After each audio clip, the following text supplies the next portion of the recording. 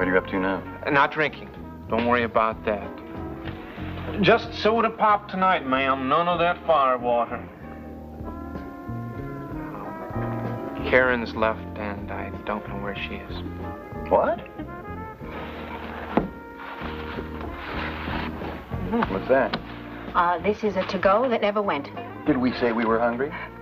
Law students are always hungry. Besides, it's good for hangovers. This is good. Thank you.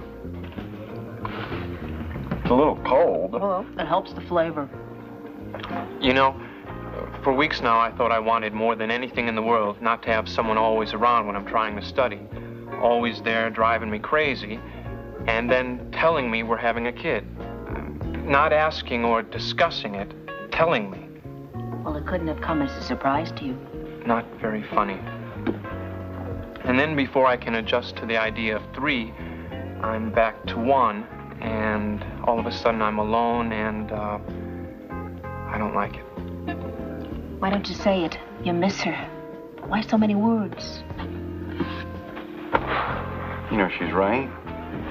Tom, tonight, last night, every time I've seen you, you've talked my arm off. Now, why can't you do that in class? It's different. No, it's not. You gotta force yourself to talk. Make him call on you. What for? So I can do a repeat of Dada? Make a fool out of myself again? Mm-mm. No, of course not. You gotta think like Kingsfield. The Socratic method. That's what you've got to understand. I can tell him what's in the casebook, but he isn't interested in that. That's the whole point. You can't think in answers. You gotta think in questions. Nothing has a final conclusion. Everything goes on to something else. Now you sound like a professor. Look, it's like there's a blackboard in your mind. And when you're talking, you're not reading from it, you're writing on it. Trust yourself. Like Kingsfield, that's what he sounds like. Exactly. And that's just what we'll do. Do what? Come on. Kingsfield's class will be empty now. What do we care? Hey, where are you going? Back to class. Are you crazy? Maybe. Oh, and if Ford comes in here, send him over, all right?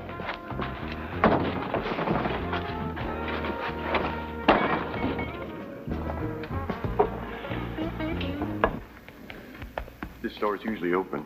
How do you know? I've been here before at night. You are crazy. Maybe.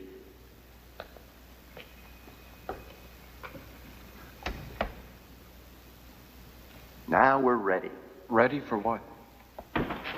Take your place.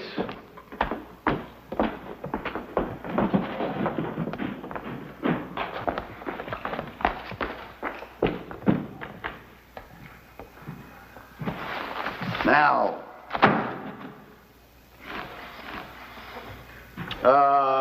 Mr.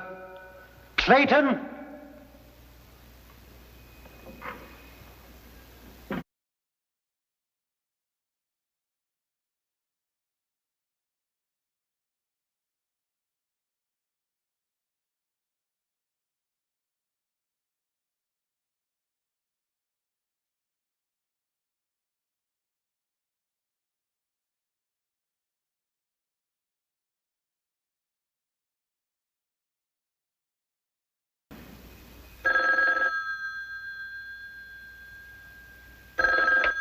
Hello? Yes, this is Kingsfield. What? My students. Mm-hmm. Mm-hmm. All right, I'll be right there.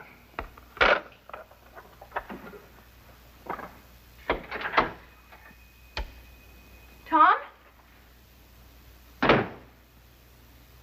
Dad?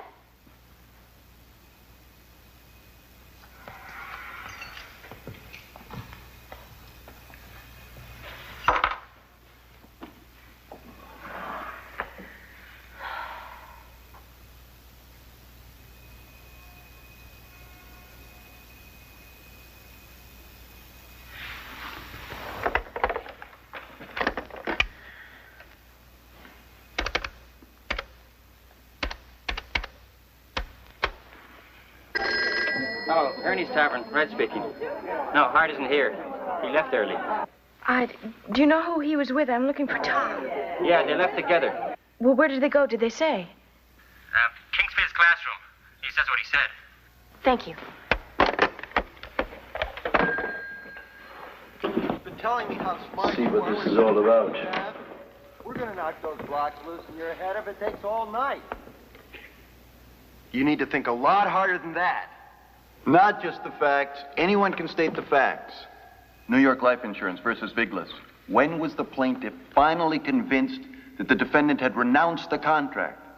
Don't stay locked onto your memorized facts. Think. You're on a treadmill here. My little questions spin the tumblers of your brain. What are they doing? Oh, just stretching. What should we do? Well, I shall go home to my bed, and you go back to your basement. Different meanings to the manifestation. You can't stop there. You have to think in terms of the exception to the rule, what the rule means in relationship to another.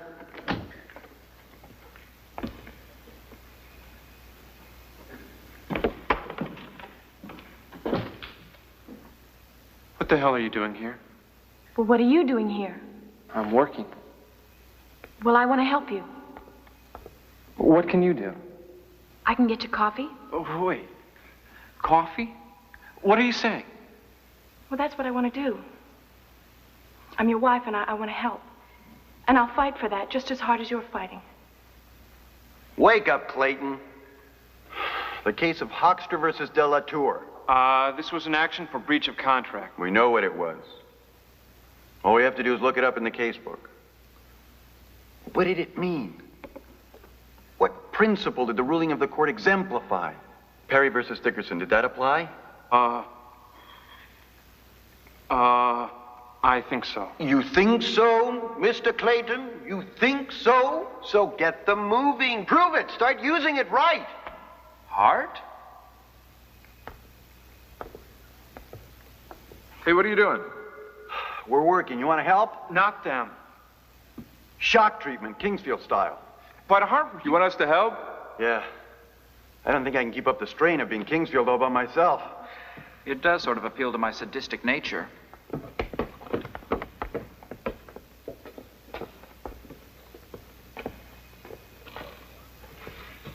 How did Parker versus Russell apply in the U.S. Supreme Court of Pierce versus Tennessee Coal? It applied because...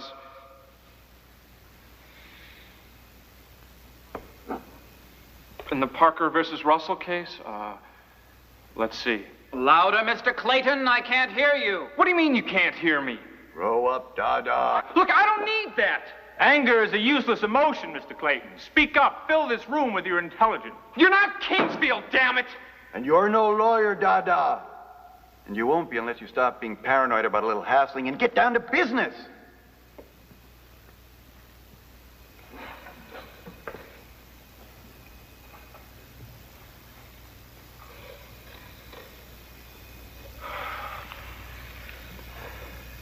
The breach was so substantial that damages were able to be assessed as if the whole contract had been breached. In the Supreme Court ruling, the right of election of the aggrieved party was recognized. When does default with respect to one or more installment payments substantially impair the value of the whole contract? Under an installment contract, there would be a breach of the hold when... Why? The case is then considered consistent with the defendant's position, which is... Could this be evidence? Until it is retracted, and if not retracted. Another illustration. This is a complicated case. Then make it clear for us, Mr. Clayton. Some 13 letters between a company wanting to sell pig iron and a company wanting to buy it, with the prospective buyer backing down each time until the seller sold it elsewhere, but then was sued by the buyer. Yes, that's the first step, the facts. Now we want more, don't we, Mr. Clayton? Most importantly, how does this decision relate to what we've been discussing here? In the first letter of November 28, we find this phrase, make you an offer. The court seemed to stress this phrase. No. I guess that isn't the crucial passage. Is that all you have to say to us, Mr. Clayton? No. The correct ruling, and the one along which this case was decided on, is, given an ambiguous set of facts, the party which created the ambiguity and then tries to use it to his own advantage shall have the ambiguity resolved against him. And this ambiguity was intentional then, would you say, Mr. Clayton? Yes, I would. And the existence of it in the area of contracts would almost always indicate negligence or a lack of proper, meaningful effort. Thank you, Mr. Clayton. Thank you. Is that it? Yes, sir. Better, Mr. Clayton. Much better. The tumblers of your brain seem to be spinning quite smoothly and effectively today.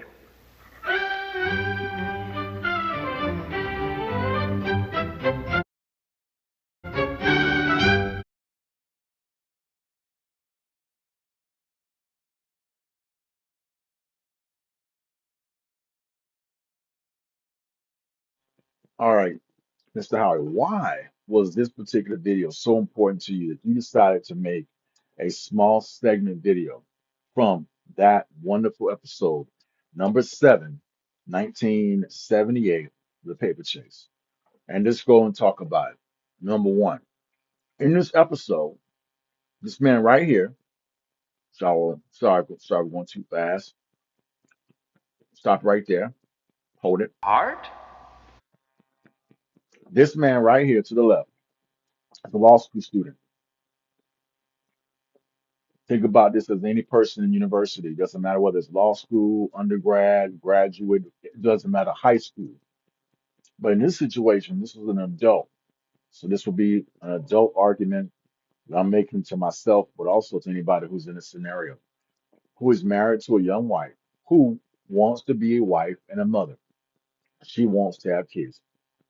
In the black community versus the white community, that's number one. Black community is number 5, 5, 6, 7, whatever. Most of all, in my particular community, black community, most of the time, we rather go to grad school, law school, any type of school without a mate than we want to go and select someone, what's left over after we spent $200,000 of our money to get this type of education. The lessons that this particular episode shows is really not only for law or lawyers, but for relationships in any society between male and female, between male and male, any type. This is focusing on the relationship of a mother. She's a baby mom. I mean, she's a young pregnant woman. Just found out she's pregnant. This episode talked about her having morning sickness while her husband is in 1L, first year law, contracts, the most hardest class in all the law school courses in law school. One of the best courses in life, not just in law, but just in life, because we deal with contracts every single day. Medical contracts, car contracts, mortgage contracts. It doesn't matter where you go, you're dealing with a contract between you and another party. How do people enforce contracts? If they don't enforce them, you can have what? Bankruptcies, you can have judgments, you can be impacted on your credit. So contracts is in our life regardless of whether you go to law school or not. This guy has a photographic memory, but when put up under the questioning of Kingsfield using the Socratic method, his mind was able to record information like I can, but to be able to analyze it or ask the questions that come from the information, as he said in the beginning of the movie, questioning and answering, questioning and answering, questioning and answering. My little questions spin the tumblers of your mind. We do brain surgery here. You come here with a skull full of mush, and you leave here and you survive thinking like a lawyer. Well, it's not just in law school, just in life. The Socratic method is one of the most powerful tools that I think you need to remember for my own life. As I'm writing this paper right now and doing this secure network design topology, I'm asking questions, then I'm getting answers, which drives me to a new question. Then I get new answers, which drives me to a new question. Then I get new answers. Questioning and answering. At the end, his classmates said the best way for you to get over the fear of the professor is to do what we call simulation, put ourselves in the aspect of the teacher. Because one thing about law school that's different than any other school is you got to stand in front of hundreds of people and speak. Well, that's what lawyers do every day, except it's on millions because we got court TV nowadays. That's why they get paid the most money, especially those that litigate. but not as much money as those that work in corporate law. But it's just, we know when it comes to lawyers, people only think about lawyers like my cousin Vinny being in a criminal court of law, criminal court law. So he goes through the process, and at the end, he broke. His wife said, because she was about to run, she was about to leave, they're about to have a divorce. The dad of the wife is blasting this man because he married up. He married a very top-notch, wealthy woman, and this dad of the wife is paying for him to come to Harvard. So this guy really comes from nothing because if he had something, his father would be paying for him, and her father would be taking care of her, and it would have been like a merger of families. That's not always the case. So then what ends up happening, instead of in the movie, the guy quit. If you've watched the real movie in 1973, the movie he actually dropped out of law school, and it was hard because that's how it happens in real life. They decided not to make it so bad in the TV show. They gave him a background. They kind of helped out, add more context. But in the movie, the guy almost put a gun to his head and killed himself because the stress of college is so powerful. And that's why for anybody that's in school, I encourage you to watch this series. It'll help you understand how hard you need to study, how to study, why you study, when to study, where to study, right? When I say how, I mean how to. And all these are important to give you a good balance or a good compass to make good choices. At the end, he actually was able to recite the case. He stood in front of he got over the fear of Kingsfield, which what Hart already learned from the beginning of class. He was already a man that had enough conscience that he was like, I'm not afraid of this guy. I respect him, Kingsfield, but I'm not afraid of Professor Kingsfield. How many times we've been to school where we're afraid of the professors? I know I have been because I didn't understand what I learned until I watched this show. When I was at Oklahoma University, way back in 2004 to 2009, that was something I saw, and thank God I got the DVDs off of Amazon back in those days, and I watched them repeatedly.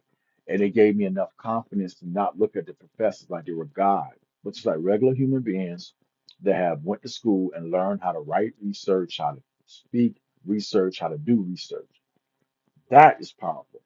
And that's the critical thing I think we as individuals got to understand and master. So that is very important in my opinion. And at the end of the day, if we can remember this episode every day, especially while we're out of school in our real jobs, as well as in school, I think the blessings of yours truly, Yahweh, will be on your life.